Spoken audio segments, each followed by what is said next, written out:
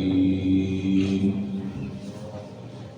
بسم الله الرحمن الرحيم قل هو الله أحد الله الصمد لم يلد ولم يولد ولم يكن له كفوا أحد بسم الله الرحمن الرحيم قل هو الله أحد الله الصمد لم يلد ولم يولد ولم يكن له كفوا أحد بسم الله الرحمن الرحيم قل هو الله أحد الله الصمد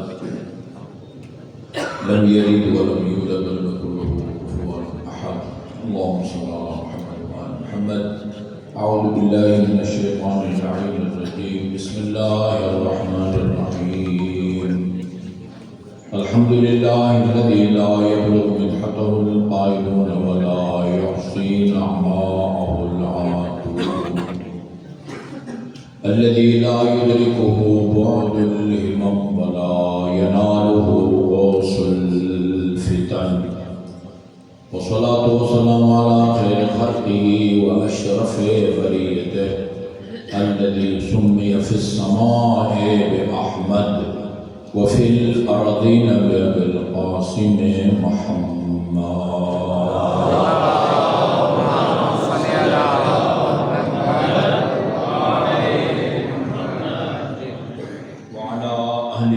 الطيبين الطاهرين الذين أذهب الله عنهم الرجس وطهرهم تطهيرا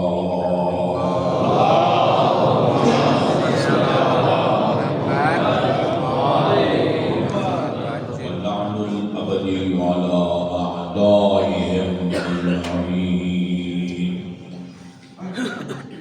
أما بعد فقال الله الحكيم بسم الله الرحمن الرحيم الذين يبلغون رسالات الله ويخشونه ولا يخشونه أحدا وكفى بالله حسيبا درود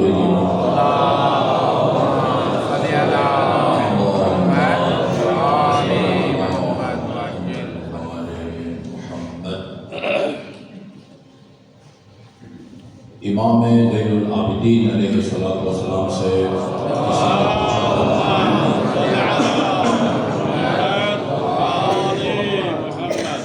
کہ فرزند پیغمبر کچھ لوگوں کا خیال ہے کہ ان حضرت کے معراج کا مقصد اللہ تعالیٰ کا دیدار تھا. اللہ تعالیٰ اپنے حبیب کو بلا کے آسمانوں تک اس لیے لے گیا تاکہ جس طرح ہم ان آنکھوں سے ایک دوسرے کی زیارت کرتے رہتے ہیں اسی طرح حضرت بھی آسمانوں میں اللہ تعالیٰ کی زیارت کر سکے. کیونکہ اہل سنت برادران کا عقیدہ یہ ہے کہ اللہ تعالیٰ عرش پر ہے. خدا عرش پر رہائش پذیر ہے. ایک بزرگ صحابی سے کسی نے پوچھا تھا کہ اللہ تعالیٰ کہاں ہے تو انہوں نے فرمایا کہ آسمان میں ہے, عرش پر. اس سائنس نے بڑے معصومانہ انداز میں فرمایا اللہ اگر عرش پر ہے تو اس کا مطلب ایک فرش خدا سے خالی ہے. میں ابھی اسلام آباد سے چل کے جنگ آیا ہوں, مسجد جعفریہ میں ہوں, تو پھر وہ اسلام آباد میں G92 کی مسجد جو ہے وہ مجھ سے خالی ہے. یہاں سے فارغ ہو کے جب ادھر چلا جاؤں گا تو پھر یہ کرسی خالی ہوگی مجھ سے. آپ بھی اپنے اپنے گھروں سے اٹھ کے آئے ہیں, وہاں آپ کا جو بیڈ روم ہے ابھی خالی ہے, ادھر ایک جگہ کو آپ نے پر کیا ہوا ہے.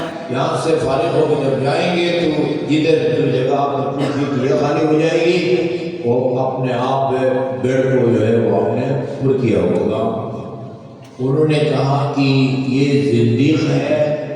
زندیق خدا کے منکر کے کئی نام ہیں. زندیق بھی کہتے ہیں, ملحد بھی کہتے ہیں, آج کل دہری بھی کہتے ہیں. انگلش میں اس کا کوئی الگ جو ہے نا انہوں نے نام رکھا ہوا ہے. اس کا سر قلم کرتا ہے. سر کیوں قلم کرتے ہیں بھائی؟ آپ کے جواب کا منطقی نتیجہ یہی نکلتا ہے۔ پھر جب یہ امیر المومنین کے پاس گیا اور سوال کیا تو امیر المومنین نے آیت کریمہ کی تلاوت کی، اینما تولوا فثم وجہ اللہ، تم جدھر رخ کرو ادھر خدا کی ذات موجود ہے، اور مثال کے طور پر سمجھایا کہ خدا ہر جگہ کس طرح موجود ہے۔ خدا کا نہ کوئی مکان ہے نہ وہ دکھائی دے سکتا ہے۔ صفات سلبیہ میں سے ایک جو صفات اللہ تعالیٰ کی شایع نشان نہیں ہے ان میں سے ایک ہے کہ خدا مرئی نہیں ہے۔ مرئی یعنی خدا دکھائی نہیں دے سکتا، نہ دنیا میں نہ آخرت میں۔ دنیا میں کیوں نہیں دکھایا جا سکتا؟ اس لیے کہ دکھایا ہو جاتا ہے جس کا جسم ہو، جس کا جسم نہیں ہے وہ دکھائی نہیں دے سکتا۔ روح کا کوئی جسم نہیں ہے۔ ہر مسلمان کم از کم قائل ہے کہ انسان کا ایک جسم ہے، یہ ہمیں نظر آتا ہے، یہ گوشت، یہ پوست، یہ ہڈیاں، یہ رگیں، شریانیں اور یہ سیل وغیرہ۔ روح بھی ہے، جب کسی کا انتقال ہوتا ہے تو کہتے ہیں فلاں کی روح افز منصوری سے پرواز کر رہی ہے۔ آپ کے سامنے وہ دم توڑتا ہے آخری ہچکی لے کے، آپ کو اس کے جسم کے کسی حصے سے سوراخ سے کوئی روح نام کی نیلی پیلی چیز نکلتے ہوئے آپ دیکھتے ہیں۔ آپ کے سامنے روح نکلتی ہے لیکن وہ نکلتے ہوئے آپ کو نظر نہیں آتی۔ کیوں نظر نہیں آتی؟ اس لیے کہ اس کا جسم نہیں ہے۔ جسم جس کا جسم نہیں ہے اس کا وہ دکھائی نہیں دے سکتا۔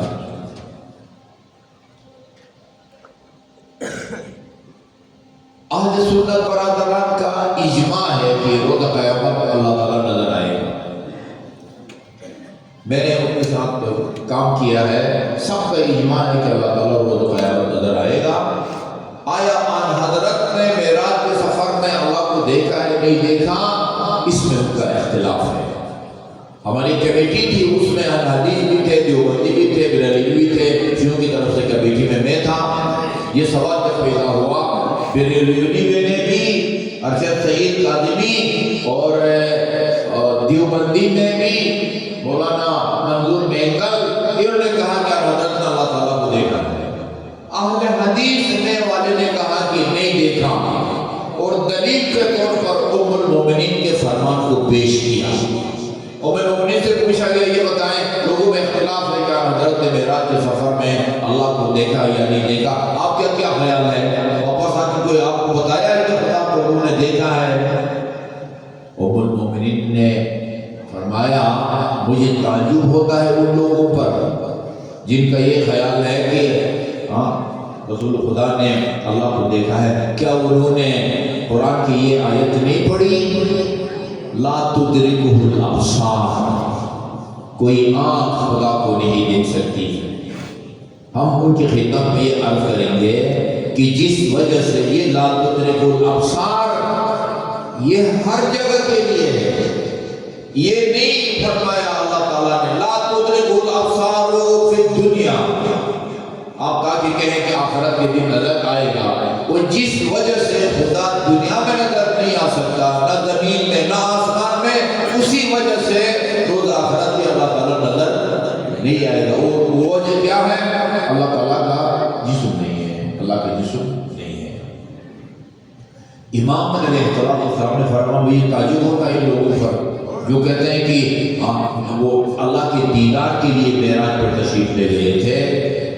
قرآن میں اللہ تعالیٰ نے سورہ بنی اسرائیل، جس کا دوسرا نام سورہ اسراء ہے، 15 سپارے سے شروع ہوتا ہے، آپ نے فرمایا جس طرح اللہ نے معراج کے واقعے کو بیان کیا ہے، سبحان الذی اسری بعبدہ لیلا من المسجد الحرام الی المسجد الاقصی الذی بارکنا حولہ، محمد و آل محمد بلندتر صلوات۔ وہی آپ نے اللہ نے مقصد بھی بیان کیا ہے کیوں سیر کرائی رات کے وقت مسجد حرام سے مسجد الاقصی تک اور پھر آسمان کے دوسرے فدنا فتدنا فقا وقا حسینا، یہ لفظ ہے لنُرِيَهُ من آیاتنا۔ میرا خیال ہم نے جتنی توجہ دینی چاہیے اتنی توجہ نہیں دی ہے، بڑی تکبر کے ساتھ تحقیق کے ساتھ یہ بالکل بڑی جانفشانی کے ساتھ یہ رسول خدا کی معراج کا جو مقصد ہے اس کو تلاش کرنے کی ضرورت ہے۔ کیوں سیر کرائی؟ لِنُرِيَهُ مِنْ آیاتنا، تاکہ ہم اپنے حبیب کو آسمانوں میں اپنی قدرت کی نشانیاں دکھا سکیں ماشاءاللہ۔ اور جب واپس زمین پہ جائیں زمین والوں کو ان نشانیوں سے آگاہ کریں جن کا مشاہدہ کر کے یا نظارہ کر کے آپ تشریف لائے ہیں۔ کیا کیا دیکھا؟ ہاں یہ ایک کتاب لکھی جانی چاہیے، مشاہدات النبی، یا رسول معراج میں کیا کیا دیکھا؟ کچھ تحریریں دیکھی، کچھ فرشتوں کو عجیب عجیب کام کرتے ہوئے دیکھے۔ بہار الانوار کی جلد نمبر 16 کافی چیزوں کو وہاں بیان کیا گیا ہے۔ لِنُرِيَهُ مِنْ آیاتنا۔ میں ایک یا دو چیزیں آن حضرت کے جو مشاہدہ فرمائے ہیں ان کو آپ کی خدمت میں عرض کرتا ہوں۔ پہلے یہ درخواست کروں گا کہ آپ جس مجلس میں بھی جاتے ہیں، اگر مجلس پڑھنے والا کوئی مستند بندہ ہے اور آپ کو قرآن اور سنت کی روشنی میں آپ کچھ باتیں سناتا ہے، ان کو سن کے اپنے آپ تک محدود نہ رکھیں، جہاں جہاں تک آپ کا حق اثر ہے وہاں تک اس کو پیغام کو پہنچائیں، اس کا آپ کو اجر ملے گا۔ سبحان اللہ، ماشاءاللہ۔ مستدرک الوسائل میں ہے یہ جو مشاہدہ میں آپ خدمت میں عرض کرنے لگا ہوں۔ اور حضرت فرماتے ہیں کہ میں نے راستے میں ایک فرشتے کو دیکھا۔ یہ میں ایک دفعہ قم میں ایک عالم دین ہے سید علام موسوی، اوقاف کے مسئول ہیں، وہ آسستانی کی طرف سے وہاں کے اوقاف کے مسئول ہیں، سید محمد موسوی کے چھوٹے بھائی ہیں۔ وہ بھی غالباً قم کی کسی مسجد میں نماز پڑھاتے ہیں اور پھر نماز پڑھنے کے بعد کوئی نہ کوئی حدیث سناتے ہیں۔ میں نے ان کو دیکھا کہ کتاب کھول کے یہ حدیث بھی سنا رہے تھے، شاید مستدرک الوسائل تھی یا کوئی اور کتاب تھی۔ وہ حدیث یہ ہے کہ حضرت فرماتے میں نے دیکھا کہ ایک فرشتہ ہے، اس کے 1000 ہاتھ ہیں۔ تھوڑا سا تصور کریں نا، کر سکتے ہیں نا بیٹھے بیٹھے، 1000 ہاتھ، ہر ہاتھ میں 1000 انگلیاں، 1000 کو 1000 سے ضرب دیں گے 10 لاکھ، 10 لاکھ انگلیاں، حال بھر جاتا ہے۔ آپ نے پوچھا کہ یہ اللہ نے ہمیں 2 ہاتھ دیے ہیں، ہر ہاتھ میں 5-5 انگلیاں ہیں، تجھے جو 1 ملین انگلیاں دی ہیں، خدا تجھ سے کیا کام لیتا ہے؟ تیری ذمہ داری کیا ہے؟ تیری جو ہے نا فرض و منصبی کیا ہے؟ اس نے عرض کیا یا رسول اللہ، میرا کام یہ ہے دنیا کے جس کونے میں بھی بارش کا جو قطرہ گرتا ہے، سمندر کے اوپر گرے، خشکی کے اوپر گرے، پہاڑ پر یا یعنی ہموار جگہ، آپ کے گھر کے شہر میں، چھت پہ، پوری دنیا میں جہاں کہیں کوئی بارش کا قطرہ گرتا ہے اس کو میں اپنے ریکارڈ کر رہا ہوں۔ سبحان اللہ۔ یہ تو بڑا مشکل کام ہے، یہ کر لیتے ہو؟ کہاں ہے رسول اللہ، اگر میں نہ کرتا نہ کر سکتا تو اللہ تعالیٰ یہ مجھے نہ سونپتا۔ فرمایا کہ اس دنیا میں کوئی ایسی چیز ہے کہ کوئی ایسی عدد ہے کہ جو بارش کے قطروں سے بھی زیادہ ہو اور اس کا حساب کتاب تیرے بس میں نہ ہو؟ کہاں ہاں، ایک چیز ہے دنیا بھر میں برسنے والی بارش کے قطروں سے بھی اس کی تعداد زیادہ ہے۔ وہ کیا چیز ہے؟ فرمایا آپ کی امت کے لوگ جب آپ کا نام سن کے آپ اور آپ کے آل پاک پر درود بھیجتے ہیں، اس کا ثواب اس سے نہیں لکھا جاتا۔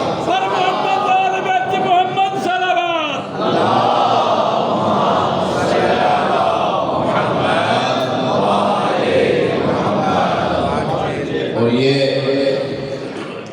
عرض کروں گا میں، ہم 3 دفعہ باواد بلند خلوات بھیجیں گے اور اس کا یہ اجر جو روایت میں بیان ہوا وہ مرحوم حمدانی صاحب کی روح کو ہدیہ فرمائیں گے۔ باواد بلند 3 دفعہ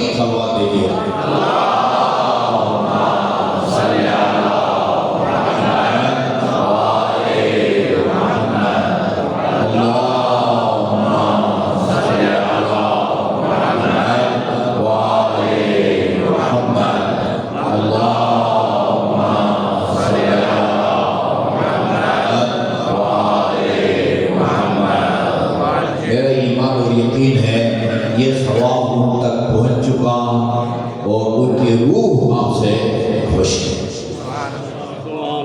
میں نے اسلام آباد میں کافی مجالس میں وہ ایک روایت بیان کی ہے اور مسجد کے خطیب اور انتظامیہ سے یہ درخواست کی ہے کہ یہ امام رضا کا جو فرمان ہے اس کو بہت ہی خوبصورت سنہری حروف میں لکھ کے ایک چھوٹا سا کتبہ کہیں یا جتنا بھی کاغذ ہے پلاسٹر پر لکھتے ہیں، کافی پائیدار ہو اور مسجد امام بارگاہ کے ایسی جگہ اس کو آویزان کرے، ہر آنے والا اس کو پڑھے اور پڑھ کر عمل کرے۔ وہ روایت امام رضا علیہ السلام کی یہ ہے۔ ایک تو صلوات کا ثواب آپ نے دیکھ لیا، اتنا ملتا ہے کہ وہ بارش کے قطرے گرنے والا اس کا حساب نہیں رکھ سکتا۔ دوسرا فائدہ صلوات کا کیا ہے؟ امام رضا علیہ السلام نے فرمایا الصلاۃ علی النبی اضحک للخطایا من الماء للنار۔ یہ پانی آپ کو اس طرح نہیں بجھا سکتا جس طرح محمد اور آل محمد کا صلوات ہمارے گناہوں کو مٹاتی ہے۔ اور محمد وآل بیت محمد صلوات۔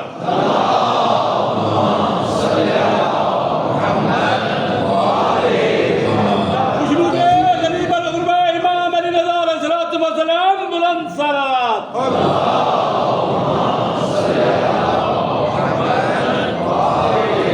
میں نے کافی جگہ متن اور ترجمہ ان کو لکھ کے فارورڈ کر دیا، بھیج دیا ہے۔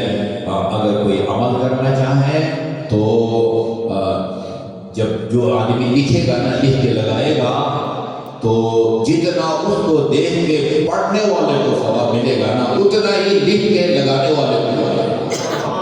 یہ بھی حدیث ہے۔ اور محمد وآل بیت محمد صلوات۔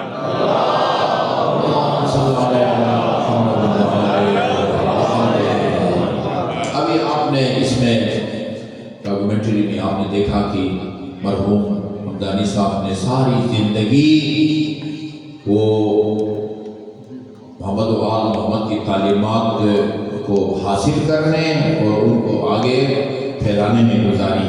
دوسرے الفاظ میں احیاء امر اہل بیت میں اپنی پوری زندگی صرف کر دی۔ یقیناً امام جعفر صادق علیہ السلام کی دعا ان کی شامل حال ہے۔ امام جعفر صادق کا فرمان یہ دعا یہ ہے رحم اللہ من احیا امرنا، خدا رحمت کرے یا رحمت برسائے اس آدمی پر جو ہمارے امر کا احیاء کرے۔ عرض کیا گیا وما احیاء امرکم، آپ کے امر کے احیاء کا مطلب کیا ہے؟ فرمایا ہماری تعلیمات کو حاصل کرے اور حاصل کر کے اس کو دنیا میں پھیلائے، بس نہ پھیلائے۔ امر میں سب آتا ہے، عقائد بھی آتے ہیں، فقہ مسائل بھی آتے ہیں، اخلاقیات بھی آتے ہیں۔ ائمہ معصومین کے اقوال کو تلاش کریں، تلاش کر کے اس کو دنیا کے سامنے پیش کریں۔ اس صدی کا سب سے بڑا معجزہ سمجھتا ہوں میں نائجیریا کا جو عالم دین ہے ابراہیم دغداقی، اس نے 20 ملین 2 کروڑ آدمی کو شیعہ بنایا۔ 20 ملین۔ اس نے کیا کیا ہے؟ مناظرے کیے ہیں، انہوں نے خلافت پر کہیں فتح پر کوئی مناظرہ کیا، انہوں نے وہ دوسرے دن ان کا سر قلم کر دیا جاتا اگر وہ مناظرہ کرتے۔ کیا کیا انہوں نے دنیا کے سامنے اہل بیت کی شان بیان کی۔ السلام کی علماء حقہ بلند تر صلوات۔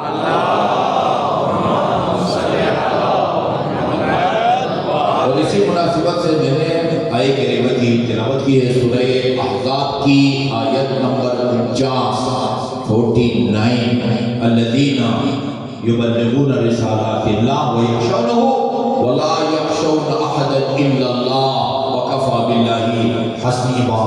میں اس کا پہلے جدید ترجمہ کر دیتا ہوں۔ میں 65 میں اشرہ پڑھ رہا تھا تو وہ شیخ صاحب مرحوم سنتے تھے، لائیو وہ مجلس نشر ہوتی تھی، انہوں نے کہا کہ آپ مجلس میں ایک آیت پڑھتے ہیں، اس کے بعد بہت کچھ بیان کرتے ہیں لیکن لوگوں کو آیت کریمہ کا ترجمہ نہیں سناتے۔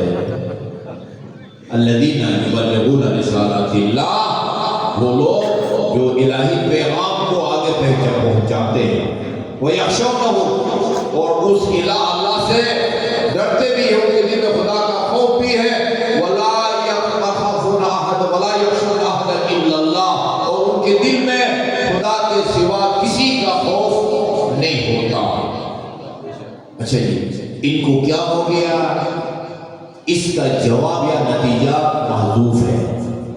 الذین یبلغون رسالۃ اللہ، وہ لوگ جو الہی پیغام کو پہنچاتے ہیں، ویخشونہ، اللہ تعالیٰ سے ڈرتے ہیں، ولا یخشون احدا الا اللہ، اور اللہ کے علاوہ کسی سے نہیں ڈرتے، ان کو کیا ہو گیا؟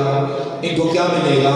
جواب نہیں آیا نا، ابھی اس کا جو نا وہ سیلر نہیں آیا، وہ محذوف ہے، ان کے لیے اجر ہے، وہ نیک ہے، وہ جنت میں جائیں گے، جو بھی مناسب لفظ ہو تفسیر میں آپ دیکھ سکتے ہیں۔ وَكَفَى بِاللَّهِ حَسِيبًا، اور کس کس نے کیا منبر پر آ کے کہا کفا باللہ حسیبا، اس کے حساب کتاب کے لیے اللہ کافی ہے۔ ماشاءاللہ، ترجمہ اس کا یہ مطلب ہے۔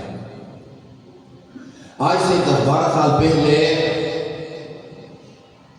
جو ہے نا وہ حوزہ علم قم میں ایک مطالعاتی دورہ رکھا گیا تھا فارغ التحصیلان کا، پوری دنیا سے یہ چند دن کے طلباء کو، فارغ التحصیل طلباء کو بلایا گیا تھا۔ اس میں امریکہ سے تھے، انڈیا سے تھے، افغانستان سے تھے، روس سے بھی ایک مرد تھا، ترکیہ سے تھے، یہاں سے جہاں تک مجھے پتہ چلتا ہے میں بھی تھا، مولانا محمد رمضان توقیر صاحب بھی تھے، وہ کراچی سے بھی 1-2 آدمی تھے۔ تو یہ ہمارا دورہ جب کرا کہ ہم لے جایا گیا، تہران بھی لے جایا گیا، امام خمینی رضی اللہ تعالیٰ وہ علیہ کا جو وہ تھا حسین جمعان وہاں بھی گئے، مشہد جب گئے وہاں ہمیں درس اخلاق کے لیے لے جایا گیا، اور وہاں کے ایک معلم اخلاق آیت اللہ مشتہیدی تہرانی کو بلایا گیا، ہمیں درس اخلاق انہوں نے بڑا زبردست درس اخلاق دیا۔ درس اخلاق کے بعد وہ میں نے ایک چٹ بھیجی ان کو کہ ایک روایت ہے، حدیث پیغمبر ہے، آپ اس کی سند جو ہے نا بیان کریں کہ یہ واقعہ مستند حدیث ہے، واقعہ رسول خدا نے یہ فرمایا ہے۔ وہ میں ابھی آپ کو سناتا ہوں۔ ان کا جواب یہ تھا کہ میں نے اس کے سند کے بارے میں کوئی غور نہیں کیا، یعنی جن راویوں کے ذریعے سے یہ حدیث حضرت سے ہم تک پہنچی ہے وہ سارے کے سارے مستند ہیں، قابل اعتبار ہیں یا نہیں ہیں، میں نے کوئی تحقیق نہیں کی، لیکن روایت کا جو مضمون ہے اس سے پتہ چلتا ہے کہ یہ روایت ہیرا ہے اور موتی ہے۔ ماشاءاللہ، تفسیر ان کا یہ تھا، تفسیر یہ تھا۔ وہ حدیث یہ ہے کہ رسول خدا نے فرمایا، حیات القلوب کے اندر بھی یہ موجود ہے، الا اخبرکم باقوام لیسوا بانبیاء ولا شہداء، میں تمہیں بتاؤں وہ کون لوگ ہیں جو شہداء راہ حق بھی نہیں ہے، نبی بھی نہیں ہے، نبی بھی نہیں ہے، شہداء راہ حق بھی نہیں ہے، ولیکن یغبطهم الشہداء والانبیاء لمنازلهم علی مقابل النور، لیکن روز قیامت نورانی منبروں پر ان کے مقام کو دیکھ کے شہداء بھی رش کریں گے اور انبیاء بھی رش کریں گے۔ بہت بڑا مقام ہے، حیرت انگیز مقام ہے، نبی بھی نہیں ہے، شہید بھی نہیں ہے، لیکن ایسا کام کیا ہوگا اس نے، ظاہر کام کی وجہ سے ملتا ہے، حسب نظر کی وجہ سے یہ نہیں ملتا۔ یہ نبی کا سگا چچا بھی جہنم میں جائے گا، رسول خدا کا سگا چچا بھی جہنم میں جائے گا، نہیں، ایسا کام کیا ہوگا ان لوگوں نے کہ اس کام کی وجہ سے خدا ان کو وہ مقام بلند عطا فرمائے گا روز قیامت، اس کو دیکھ کے انبیاء اور شہداء رش کریں گے۔ رش قابل تعریف چیز ہے جس کو عربی میں غبطہ بھی کہتے ہیں اور تنافس بھی کہتے ہیں۔ قرآن نے فَلْيَتَنَافَسِ الْمُتَنَافِسُونَ، ایک لڑکا کلاس میں اگر فرسٹ آ گیا ہے اور ایک سیکنڈ آیا ہے تو سیکنڈ والا یہ کہے کہ خدا کرے میں بھی فرسٹ آؤں، یہ رشک ہے، یہ رشک ہے۔ اگر وہ ایک ہے خدا کرے آگے امتحان میں یہ بیمار ہو جائے اور میں جو ہے نا فرسٹ آؤں اور یہ جائے، یہ حسد ہے۔ حسد ایمان کو اس طرح کھا جاتا ہے جس طرح آگ خشک لکڑی کو کھا جاتی ہے۔ رشک قابل تعریف ہے، حسد قابل مذمت ہے۔ انہوں نے کیا کیا ہوگا جس کی وجہ سے خدا ان کو وہ مقام عطا فرمائے گا کہ اس مقام کو دیکھ کے نورانی منبروں پر ان کے بلند مقام کو دیکھ کے انبیاء میں رشک کریں گے اور شہداء بھی۔ اور بریکٹ میں عرض کروں، امام زین العابدین نے اپنے چچا علمدار حسین کے بارے میں فرمایا تھا، خدا جی میرے چچا کو وہ بلند عطا فرمائے گا کہ روز قیامت تمام شہداء میرے چچا کو مقام کو دے کے رشک کریں گے۔ سبحان اللہ۔ قیل ومن ہم یا رسول اللہ، یا رسول اللہ یہ کون خوش قسمت لوگ ہیں جن کے مقام کو دیکھ کے شہداء بھی رشک کریں گے اور انبیاء بھی رشک کریں گے؟ فرمایا الذین، یاد رکھیے یہ بھی نوٹ کر لیں کہ یہ جو امر بالمعروف اور نہی عن المنکر کا جو لفظ آپ نے سمجھا ہوا ہے، مومنین کا خیال ہے کہ یہ امر بالمعروف اور نہی عن المنکر یہ ان لوگوں کا کام ہے جنہوں نے ایک عرصے تک مدرسے میں مال امام کھایا ہو، پھر خوب گئے ہو، نجف گئے ہو اور ان پر سر پر جو ہے نا 7 میٹر کا کپڑا امامہ کی صورت میں ہو اور یہ لمبی چوڑی جو ہے نا وہ جھولا بھی انہوں نے پہنا ہو۔ نہیں، جس طرح 5 وقت کی نماز صرف علماء پر واجب نہیں ہے، ہر مسلمان پر فرض ہے، اسی طرح امر بالمعروف اور نہی عن المنکر بھی ہر مسلمان پر فرض ہے۔ سبحان اللہ۔ صرف علماء کرام پر فرض ہے نہیں ہے۔ اچھا جی، انہوں نے کیا کیا ہوگا؟ فرمایا الذین یقربون اللہ الی العباد ویقربون العباد الی اللہ، یہ ایسا کام کیا ہوگا انہوں نے جس کے نتیجے میں یہ ان کا یہ عمل خدا یحببون اللہ الی العباد ویحببون العباد الی اللہ، ان کے عمل کے نتیجے میں خدا اپنے بندوں سے محبت کرتا ہے اور اس کے بندے خدا سے محبت کرتے ہیں۔ اس کا کارنامہ یہ ہے، اس کے عمل کے نتیجے میں خدا اپنے بندوں سے محبت کرتا ہے اور بندے اپنے خدا سے محبت کرتے ہیں۔ عرض کیا گیا بندے خدا سے محبت کرے، اس کی وجہ تو سمجھ میں آتی ہے۔ محبت کے کچھ اسباب ہوتے ہیں، وہ سبب موجود ہو تو محبت ہوتی ہے، سبب موجود نہ ہو تو پھر محبت نہیں ہوتی۔ محبت کے اسباب میں سے ایک سبب احسان ہے۔ احسان جس پر آپ احسان کرتے ہیں خود بخود اس کے دل میں آپ کی محبت تو ہوتی ہے، سفارش کرنے کی بھی ضرورت نہیں ہوتی۔ یہ بات سمجھ میں آتی ہے جب ایک انسان لوگوں کو ان نعمتوں کی طرف متوجہ کرے گا کہ جو نعمتیں اللہ نے اپنے بندوں کو دی ہیں، اس کے نتیجے میں لوگوں کے دلوں میں اللہ کی محبت پیدا ہوگی۔ خدا بندوں سے کیوں محبت کرے گا؟ خدا نے بندوں کو کیا دیا ہے جس کے نتیجے میں اللہ بندوں سے محبت کرے؟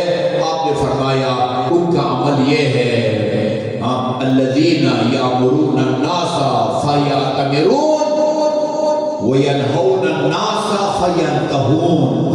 ان کا کمال یہ ہوگا، ان کی کارکردگی یہ ہوگی، یہ انہوں نے زندگی اپنی پوری حقانی کی طرح جی امر بالمعروف اور معروف میں گزاری ہوگی۔ یہ جب معروف کا حکم دیتے تھے تو لوگ اس معروف کو بجا لاتے تھے، وینہون الناس فینتہون، اور جب یہ لوگوں کو روکتے تھے تو لوگ ان کی بات پر عمل کر کے برائی کو ترک کرتے تھے۔ اس کے نتیجے میں خدا ان کو روز قیامت کو بلند مقام عطا فرمائے گا کہ جس کو دیکھ کے انبیاء اور شہداء بھی رشک کریں۔ سبحان اللہ، ماشاء اللہ، سبحان اللہ۔ اس مضمون سے بہت ساری روایات ہیں۔ یہ جب آپ جامعہ اہل بیت میں مین گیٹ سے داخل ہوں تو بالکل سیدھی جو دیوار ہے، وہاں پہلے کچن ہوتا تھا، ابھی اس کو جو ہے نا وہ گرا کر کے کمرہ بنا دیا ہے۔ اس کو اوپر آپ دیکھیں، ہم نے خود ان روایات کو چنا ہے، انتخاب کیا ہے کتابوں سے چھپایا ہے. میں نے 1986 میں میں آیا ہوں، اس کے بعد یہ روایات وہاں لگائی ہے ہم نے. اوپر لکھا ہوا اذا کان یوم القیامہ، جب قیامت کا دن ہوگا، وزن دماء الشہداء بمداد العلماء. اشارہ کیا آیا ہے؟ جب قیامت کا دن ہوگا تو شہداء کا خون اور علماء کی سیاہی ان کو تولا جائے گا. سبحان اللہ. ہاں، ایک برتن میں علماء کی سیاہی، دوسرے برتن میں خون شہداء. جب ان کو تولا جائے گا ترازو پر رکھ کے، وہ جس پلڑے میں علماء کی سیاہی ہوگی وہ جھک جائے گا. سبحان اللہ. کیا مطلب ہے؟ اس حدیث کی تائید ہے. علماء اپنی شرعی سے تبلیغ کرتا ہے، لوگوں کی ہدایت کرتا ہے، شہید راہ خدا اس کا اپنا مقام ہے. ولا تقولوا لمن يقتل في سبيل الله اموات بل احياء عند ربهم يرزقون. یہ ایک حقیقت ہے، لیکن یہ روایت کہتی ہے کہ روز قیامت جب آپ تولیں گے شہداء کے خون اور علماء کا سیاہی، وہ پلڑا جھک جائے گا جس میں علماء کی سیاہی رکھی ہوگی، علماء کی سیاہی رکھی ہوگی. لا يتقرب الرجل، یہ حدیث بھی سن لیجئے اور اس پر ہر کوئی عمل کر سکتا ہے. آپ کو علماء کرام بتاتے ہیں کہ مستند روایات آپ کو کہاں ملے گی. میں بھی ادھر پڑھ رہا تھا جہاں وہ علامہ مرحوم شیخ عباس القمی نے مفاتیح الجنان لکھی ہے، وہ آیت اللہ جوادی عملی نے مفاتیح الحیات لکھی ہے. انہوں نے کہا کہ وہ شیخ عباس القمی نے مفاتیح الجنان لکھ کے لوگوں کو دی ہے، یعنی جنت کی کنجیاں. سبحان اللہ. مفاتیح الجنان یا جنت کی کنجیاں. انہوں نے کتاب لکھی ہے، اس کا نام لکھا مفاتیح الحیات، اس دنیا کی زندگی کی کنجیاں. سبحان اللہ. کیا آپ کریں تاکہ اس دنیا میں آپ آسودہ رہیں، اچھی زندگی آپ گزاریں. مفاتیح الجنان کے مقابلے میں مفاتیح الحیات اردو میں ترجمہ ہو چکا اس کا. اتنی بڑی تحقیق کتاب ہے، مستند. آپ گناہان کبیرہ کو اٹھا کے دیکھیں. میں اپنے جمعہ کے خطبے میں کہتا ہوں کہ ہر گھر کے اندر اس کتاب کا ہونا ضروری ہے.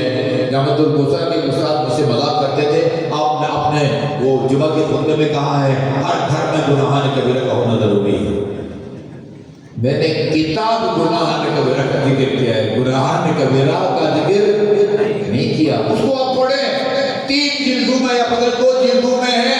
آیت اللہ دستغی شیراز کی امام جمعت ہے. جمعہ میں بم دھماکے سے ان کو شہید کیا گیا تھا. میں نے پڑھا ہے کہیں کہ ان کی شہادت کے بعد تدفین کے کچھ دن کے بعد وہ خواب میں کسی کو نظر آئے، اور چونکہ جس کو کہتے ہیں فرشتے اڑ گئے تھے ان کے بدن کے، انہوں نے کہا کہ میرے جسم کی ایک انگلی جو ہے اڑ کے خدا نظری کی چھت پر گری ہے، اس کو وہاں سے اٹھا کے لاؤ اور اس کو دھو کے پاک کر کے دفنا دو. یہ آیت اللہ شہید دستغی گناہان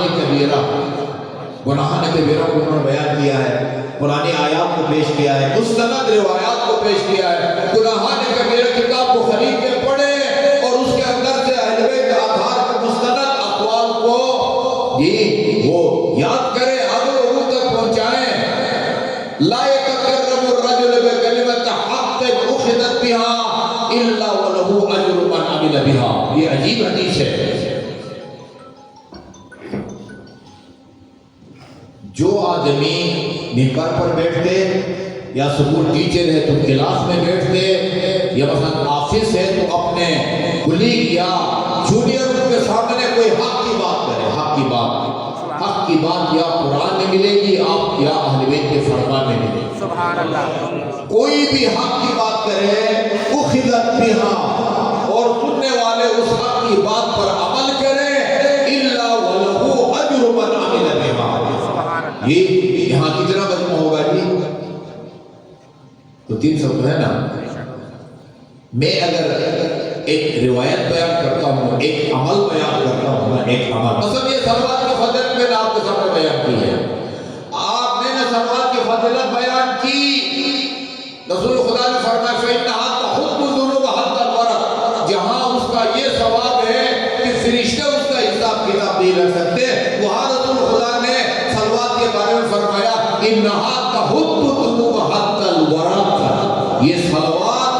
گناہوں کو اس طرح بچا دیتی ہے جس طرح موسم خزان کی سخت سردی درخت کے پتوں کو گرا دیتی ہے۔ سبحان پر محمد وآل بیت محمد صلوات اللہ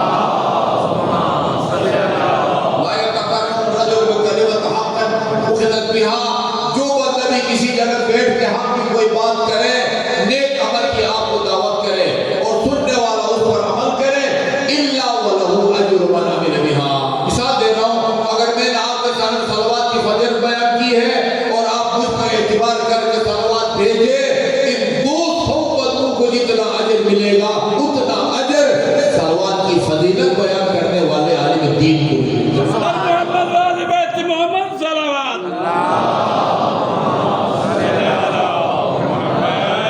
ایسا نہیں ہے کہ اللہ نے جتنا ثواب دینے کا وعدہ فرمایا ہے وہ آپ میں اور مجھ میں وہ تقسیم ہو جائے، نہیں، آپ کا کوٹا الگ ہے، میرا کوٹا آپ کو ثواب ملتا ہے صلوات پڑھنے کا، مجھے ثواب ملتا ہے صلوات کی فضیلت بیان کرنے کا۔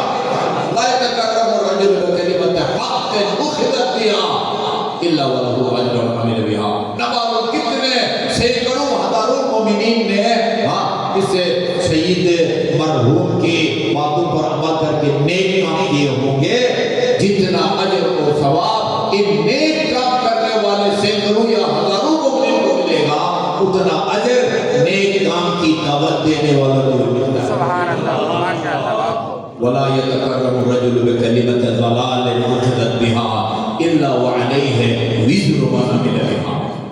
اور اگر کوئی غلط بات کرتا ہے ممبر کے اوپر بیٹھ کے گمراہ کن بات کرتا ہے، لوگوں کے عقائد کو بگاڑتا ہے، لوگوں سے نمازیں چھڑاتا ہے۔ آپ نے مجھے سنا نہیں سنا، میں نے خود اپنے کام سے سنا ہے، ایک بندے خدا کو کہتا میں نے پورے قرآن کو چھان مارا ہے، خدا نے قرآن میں نے پورے قرآن کو چھان مارا ہے، پتہ نہیں ایک طرف میں قرآن کو ختم کیا ہے، آتا بھی ہے یا قرآن اس کو نہیں آتا، چھان مارا ہے۔ اللہ تعالیٰ قرآن میں نمازیوں پر لعنت بھیجتا ہے۔ اور میں آپ کو بتاؤں یزید یہی کہا کرتا تھا نماز کے خلاف۔ میں نے اہل سنت کہاں بھی دیکھا ہے، اپنے ہاں بھی یہ دیکھا ہے۔ اگر آپ کے گھر میں علامہ علی نقی کی کتاب شہید انسانیت ہے، انہوں نے یزید کے حالات زندگی میں یہ شعر یزید کا کوڈ کیا ہے۔ وہ کہتے ہیں ما قال ربک ویل للہ شربوا، تمہارے رب نے قرآن میں کہیں یہ نہیں فرمایا ویل ہے، بربادی ہے ان لوگوں کے لیے جو شراب پیتے ہیں۔ یعنی یزید کا یہ شعر شراب خوری کے حق میں اور نماز کے خلاف ہے۔ ما قال ربک ویل للہ شربوا، خدا نے کہیں نہیں فرمایا ویل ہے بربادی ان لوگوں کے لیے جو شراب پیتے ہیں۔ بل قال ربک ویل للمصلین، خدا نے تو فرمایا ہے ویل ہے نماز گزاروں کے لیے۔ یہ کس کی ترجمانی کرتا ہے؟ یہ بندہ حسینیت کی ترجمانی کرتا ہے یا یزیدیت کی ترجمانی کرتا ہے؟ قرآن چور بھی ہے، یہ چور۔ آیت یہاں پر اگر ختم ہوتی ہم بھی سوچتے ہیں یہ کیوں اللہ تعالیٰ فرما رہا ہے وہی معذوروں کے لیے؟ پوری آیت یہ ہے وَيْلٌ لِّلْمُصَلِّينَ الَّذِينَ هُمْ عَنْ صَلَاتِهِمْ سَاهُونَ، وہی اور بربادی ہے ان لوگوں پر جو نماز کے معاملے میں سستی برتتے ہیں، کبھی پڑھتے ہیں کبھی نہیں پڑھتے، کبھی بروقت پڑھی کبھی صبح کی نماز طلوع آفتاب کے بعد پڑھی، ان کے لیے فرما رہا ہے وَيْلٌ لِّلْمُصَلِّينَ الَّذِينَ هُمْ عَنْ صَلَاتِهِمْ سَاهُونَ۔ آپ کا کیا خیال ہے جو شخص یہ کہتا ہے کہ خدا نے قرآن میں نمازیوں پر لعنت بھیجی ہے، وہ نماز کو فرض سمجھتا ہوگا؟ اور جو نماز کو فرض نہ سمجھے وہ کون ہوتا ہے؟ کافر ہوتا ہے۔ تارک الصلاۃ گناہگار ہوتا ہے اور بڑے پڑھنے جانے کا گناہگار ہوتا ہے، لیکن وہ کافر نہیں ہوتا۔ اگر یہ کہا گیا ہے من ترک الصلاۃ متعمدا فقد کفر، یہ تاکید کے لیے ہے، یعنی نماز نہ پڑھنے والا قائل ہے نماز کا لیکن نہیں پڑھتا یا کبھی پڑھتا کبھی نہیں پڑھتا، وہ کافر نہیں، یہ گناہگار ہے۔ اگر رسول نے فرمایا من ترک الصلاۃ متعمدا فقد کفر، یہ اس کی سنگینی کی شدت کو بیان کرنے کے لیے آ گیا ہے، ورنہ تارک الصلاۃ خدا کے منکر کی طرح کافر نہیں ہے۔ ولا يتقرب الرجل بكلمة ضلالة إلا وله وعليه وزر من عمل بها. اور اگر کوئی غلط بات کرتا ہے، لوگوں کے عقائد بگاڑتا ہے، لوگوں سے نماز چھڑاتا ہے، تو اتنا ہی گناہگار ہوگا جتنے نماز ترک کرنے والے گناہگار ہوں گے. مجھے یاد پڑتا ہے یہاں سے ایک استاد نے مجھے فون کیا تھا، نام بھول رہا ہوں، کہ یہاں اسی مدرسے سے ادھر مضافات میں ایک اتنے قصبے میں ایک مولانا صاحب نماز پڑھاتے ہیں. انہوں نے مسئلہ پوچھا ہے. وہ مسئلہ یہ تھا کہ نماز پڑھاتے ہیں اور جو مومنین ان کو مہینے کے آخر میں کوئی علامتی ہدیہ دیتے ہیں، میراث دیتے ہیں یا تنخواہ دیتے ہیں، ان کا کام یہ شادی بیاہ کی تقریبات میں ڈول بجانا، گانا بجانا ہے. وہ میں لے سکتا ہوں یا نہیں لے سکتا ہوں؟ میں نے انہیں کہا اگر ان کا اور کوئی ذریعہ معاش نہیں ہے یا ان ڈول بجانے والوں کا خالص کمائی یہی ہے، پھر حرام ہے. اور اگر مکس ہے تو پھر جو ہے وہ لے سکتے ہیں. کہا کہ نہیں اور کوئی کمائی نہیں ہے، واحد ذریعہ معاش اس شادیہ کی تقریبات میں جا کے گانے بجانا ہے اور ڈول بجانا ہے. وہ پنڈی میں بھی ہر جگہ اپنی یونیفارم میں بیٹھے ہوتے ہیں، ہاں وہ ریاست جو ہے نا وہ کر رہے ہوتے ہیں. میں نے انہیں کہا کہ اس کو سمجھاؤ، خدا کی ذات پر بھروسہ کرو. خدا فرماتا ہے وَمَن يَتَّقِ اللَّهَ يَجْعَلْ لَهُ مَخْرَجًا. جو تقوی الہی اختیار کرے وہ کبھی بھی بدگلی میں نہیں پھنستا، مشکلات سے نکلنے کے اللہ تعالیٰ راستے بنا دیتا ہے. وَيَرْزُقْهُ مِنْ حَيْثُ يَحْتَسِبُ وَمِنْ حَيْثُ لَا يَحْتَسِبُ وَيَرْزُقْهُ مِنْ حَيْثُ لَا يَحْتَسِبُ. وہاں سے اس کو رزق و روزی آنا شروع ہو جائے گی جو اس کے وہاں خیال میں بھی نہ ہو. قرآن کی آیت ہے. انہوں نے کہا کہ ہم نے بہت مولانا صاحب کے بہت سمجھایا میں نے، لیکن یہ میرے آباء و اجداد کا پیشہ تھا اور یہ موروثی طور پر مجھ تک پہنچا ہے اور میرے بعد آگے پہنچے گا. حدیث پہ غفر اسلام کی یہ ہے. یہ مولانا صاحب کی بھی جو ہے نا وہ دیکھیں کہ کیا اپنے بعد چھوڑ کے گئے ہیں، اور ان بجانے والوں کے باپ دادا کو بھی دیکھیں کہ اپنے بعد کیا چھوڑ کے گئے چھوڑ گئے. من سن سنتا حسنتا فلہ اجر من عمل بها. جو کسی نیک کام کی بنیاد ڈال جائے. مجھے بتا رہے تھے کہ پور بلاک جو ہے نا مرحوم نے خود اپنے ہاتھوں سے محنت سے بنایا ہے. من سن سنتا حسنتا، نیک کام کی بنیاد ڈال جائے، مسجد بنا جائے، امام بارگاہ بنایا جائے، ہسپتال بنایا جائے، فلہ اجر من عمل بها. مسجد بنا کے گیا ہے، مدرسہ بنا کے گیا ہے. قیامت تک جتنے لوگ یہاں نماز پڑھیں گے جتنا ان کو ثواب ملے گا اتنا ثواب مسجد بنا کے مرحوم ہونے والے کے برابر ملتا ہے. سبحان اللہ، ماشاءاللہ. اور قیامت تک جتنے لوگ یہاں بیٹھ کے پڑھیں گے، پڑھ کے تبلیغ کریں گے، ان کو جتنا اجر و ثواب ملے گا اس مدرسے کے بانی کو بھی اتنا اجر اور ثواب ملے گا. من سن سنتا سیئتا فعلیہ وزر من عمل بها. صدقات جاریہ شمار ہوتے ہیں. ہماری دعا ہے اللہ تعالیٰ ہمارے اس مرحوم کی خدمات کو اپنی بارگاہ میں قبول فرمائے. ٹائم بالکل ختم ہو چکا. مجھے کہا تھا 45 تک لکھ پڑے. یہ جو ہے نا 1 منٹ رہتا ہے 45 میں 2-4 منٹ اور آپ سے لیتا ہوں. مسائل کے چند جملے عرض کرتا ہوں جو ہماری مجالس کی روح ہے. میں بغیر کسی مبالغہ کے اور صحیح مطالعے کی روشنی میں یاد کر سکتا ہوں کہ یہ کائنات نہ پوری کائنات کسی نبی یا وسیع نبی پر اتنا نہیں روئی جتنا حسین پر روئی ہے. تاریخ ابن عساکر اٹھا کے دیکھیں، آسمان کے فرشتے روئے ہیں نواسے پیغمبر پر، سمندر کی مچھلیاں روئی ہے، ملائکہ رویا ہے. روز عاشور جو پتھر اٹھایا جاتا تھا اس کے نیچے سے وہ ابلتا ہوا خون نظر آتا تھا.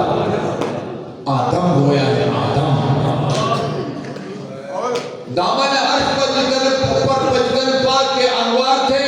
اللہ تعالیٰ نے سے حضرت آدم نے پوچھا تھا یہ انوار کیا ہے؟ اللہ نے ان کا تعارف کرانے کے بعد فرمایا تھا یا آدم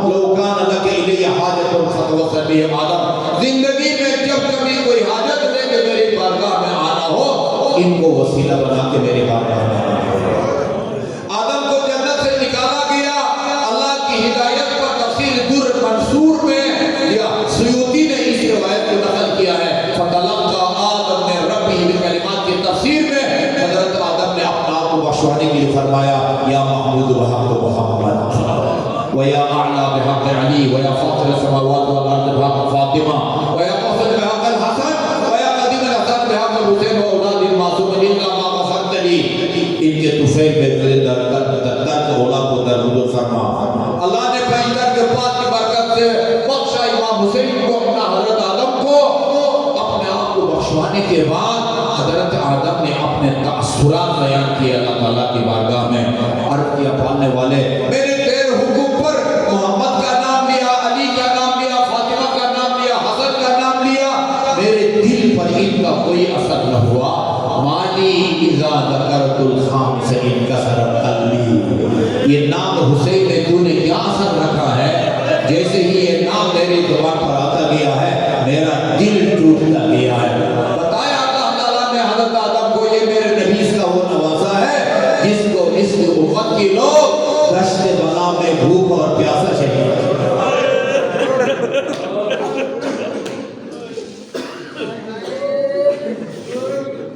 یہ جب یہ تاریخ ابن عساکر میں ہے اور سنت کی بہت بڑی تاریخ ہے. جب امام کی شہادت کے بعد جب یہ لٹا ہوا قافلہ اس کو لے جایا گیا کفر شام کے راستے میں ایک خرابے میں ٹھہرایا گیا. سب لوگ اپنی اپنا وجہ بیٹھے ہوئے تھے. ایک مرتبہ دیکھا سب نے ایک ہاتھ نمودار ہوا اور اس نے دیوار پر لکھا ترجو امت قتلت حسینہ شفاعت جدہ یوم الحسابی. کیا اس نبی کی امت بھی اپنے نبی کی شفاعت کی امید رکھتی ہے جس نے نبی کے نواسی کو قتل کیا؟ فلا واللہ لیس لہم شفیع, ان کا کوئی شفیع اور شفاعت کرنے والا نہ ہوگا. وہم یوم القیامت بالعذاب. یہ آگے بڑھے کہ ہاتھ کو پکڑے نادان, خدا جانے وہ کوئی فرشتہ تھا یا جن تھا. یہ ایک مرثیہ کا فقرہ لکھ کے چلا گیا. رسول خدا روئے ہیں, حسین کی ولادت کے دن روئے ہیں. امیر المومنین علیہ السلام صفین کے راستے میں کربلا سے گزرے. کربلا کی زمین پر جیسے ہی پہنچے بے ساختہ امام کی زبان سے نکلا صبرن یا ابا عبداللہ, صبرن یا ابا عبداللہ, صبرن یا ابا عبداللہ. لوگوں نے پوچھا یا امیر المومنین کون ابو عبداللہ ہے جس کو آپ صبر کی تلقین فرما رہے ہیں؟ فرمایا تمہیں نہیں پتا وہ زمین کا ٹکڑا ہے جہاں میرا بیٹا پیاسا مرا ہے. میں نے پڑھا ہے اللہ وہ بتایا یہاں فلاں کا خیمہ نصب ہوگا, یہاں فلاں کا خیمہ نصب ہوگا, یہاں فلاں کا. اور اتنا روئے امیر المومنین غشی کاری ہو گئی اور زمین پر گر گئے.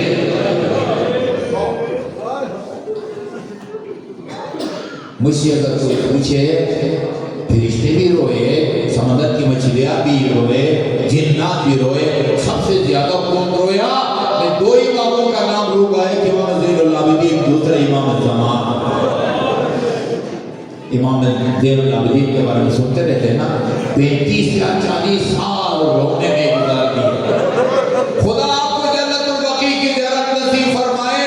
ہم جنت البقیع میں ایک زیارت پڑھتے چاروں اماموں کے لیے, پھر ہر امام کی الگ ہے. امام زین العابدین کے سجاد کی زیارت میں ایک جملہ ہے, وہ باقی 3 اماموں کی زیارت میں نہیں ہے. وہ جملہ ہے السلام علیکہ یا رئیس البکائی. یہی دنیا میں سب سے زیادہ رونے والوں کو سید اور صاحب سردار امام ہمارا سلام قبول فرما. اور امام زمان آج تک رو رہے ہیں اور نوا لوگ کب تک روتے رہیں گے.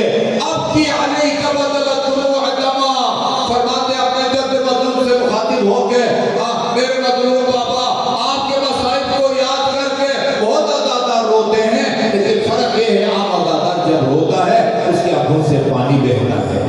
اب کی علیکہ بدلت طلوع دما, میں آپ کی مظلمت کو یاد کر کے خون کے آنسو روتا ہوں. مولانا مختار عباس رضوان اللہ تعالی فرماتے تھے کربلا کے کسی صالح بندے نے امام زمان کو خواب میں دیکھا اور پوچھا کون سی مصیبت آپ کو خون کے آنسو رلاتی ہے؟ عباس کی, حسین کی, اکبر کی؟ فرمایا نہیں, حسین کی بھی. حسین سے زیادہ قیمتی کون سی چیز ہے؟ امام نے جواب میں فرمایا یہ کوئی معمولی مصیبت ہے کہ نبی کی وہ نواسیاں اور علی کی وہ بیٹیاں جن کو چشم فلک نے بھی کبھی نہ دیکھا تھا, جو نانا کی زیارت کے لیے بھی دن کو نہیں جاتی تھی, رات کو جاتی تھی.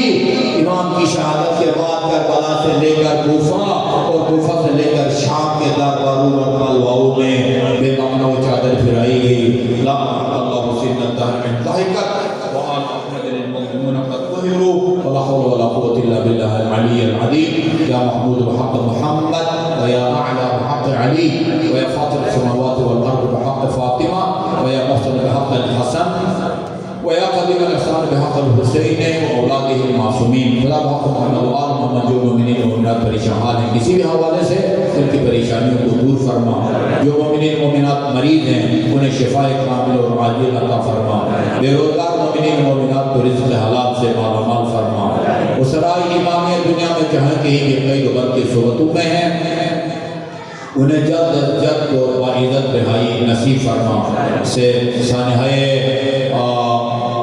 سانحہ کے جو مجروحین ہیں اسلام آباد کے اور پنڈی کے مختلف ہسپتالوں میں زیر علاج ہیں اپنے قدرت کاملہ سے کرلائی کے ان مجروحین کو شفاء کامل اور عاجل عطا فرما ان شہداء کو شہداء کربلا کے ساتھ محشور فرما رہبر مقدم آیت اللہ سے اسلامی سرزمین ایران عراق وہاں کے تمام مقدسہ اور خصوصاً حرم جناب زین الکبریٰ کی حفاظت فرما ایمان محمد کے توجہات خاص کو ہم سب کے شامل حال فرما اسرائیل اس کے سرپرست اور اس کے تمام سہولتکاروں کو اپنے قدرت کاملہ سے نیست و نابود فرما مولانا علامہ رضی عباس رحمۃ اللہ علیہ ان کی ساری زندگی کی خدمات اور احیاء عمل اہل بیت کے عمل کو اپنی بارگاہ میں قبول فرما انہیں محمد وآل محمد کی شفاعت اور ان کے جوار میں مقام عطا فرما درخواست کروں گا مرحوم کی سال ثواب بلندی درجات کے لیے خدمت و